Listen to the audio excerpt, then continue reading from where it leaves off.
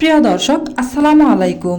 MS kitchen থেকে সবাইকে welcome জানিয়ে আজকের এপিসোডটি শুরু করছি। আমার আজকের এপিসোডে থাকছে ছোট ছোট আলু ভর্তার রেসিপি। অন্যান্য যে কোনো আলু ভর্তার চাইতেও এই ছোট ছোট আলু ভর্তাটা একটু খেতে বেশি টেস্ট হয়। আমি আজকে এই ছোট ছোট আলু ভর্তার রেসিপিটাই আপনাদের সাথে শেয়ার করব। এবার চুলায় একটি কড়াই বসিয়ে 2 টেবিল চামচ পরিমাণ সয়াবিন তেল দিয়ে গরম করে নিচ্ছি।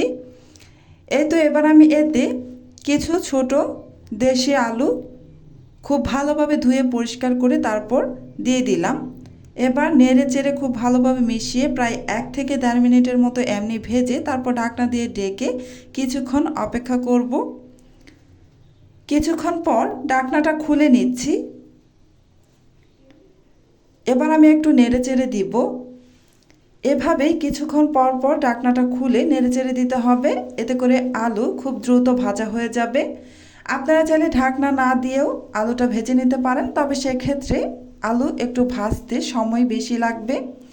এই তো আমার আলু ভেজে না হয়ে গিয়েছে। এবার আমি এতে একটি বড় সাইজের রসুন কুচি ও 2টি পেঁয়াজ কুচি সাথে 4টি কাঁচামরিচ দিয়ে আলুর সাথে নেড়েচেড়ে মিশিয়ে নিচ্ছি। মিশিয়ে না হয়ে গিয়েছে, এবার আমি ঢাকনা দিয়ে ঢেকে কিছুক্ষণ অপেক্ষা করব। কিছুক্ষণ পর ঢাকনাটা খুলে নিয়েছি। সমস্ত কিছু খুব ভালোভাবে ভেজে নেওয়া হয়ে গিয়েছে। আমি অফ ক্যামেরায় আরও 2-1 বার নেড়ে চেড়ে দিয়েছিলাম। এবার আমি এগুলোকে একটি প্লেটে নামিয়ে নিব। এই তো একটি প্লেটে আমি নামিয়ে নিয়েছি। সাথে একটি কাঁচা পেঁয়াজ কুচি করে নিয়েছি। এই ভর্তার জন্য অবশ্যই কাঁচা পেঁয়াজ ইউজ করবেন, এতে করে ভর্তার টেস্ট অনেক ভালো আসবে। সাথে নিয়েছি 5টি ভাজা শুকনো মরিচ। আমি আগে থেকেই এই শুকনো মরিচগুলোকে ভেজে রেখেছিলাম। এবার স্বাদ মতো লবণ দিয়ে শুকনো মরিচগুলোকে প্রথমেই ম্যাশ করে নিচ্ছি। শুকনো মরিচ আমার ম্যাশ করে নেওয়া হয়ে গিয়েছে। এবার আমি কাঁচা মরিচগুলো দিয়ে ম্যাশ করে নিচ্ছি।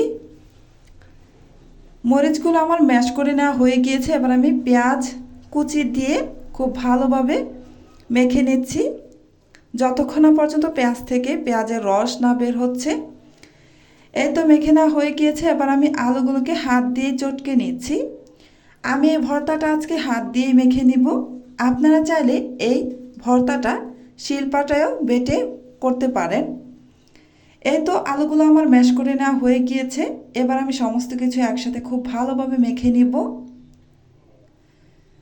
এই তো মেখে নেওয়া হয়ে গিয়েছে। এবার আমি এতে 1.5 টেবিল চামচ পরিমাণ সরিষার তেল দিয়ে আবারও একটু মেখে নিচ্ছি।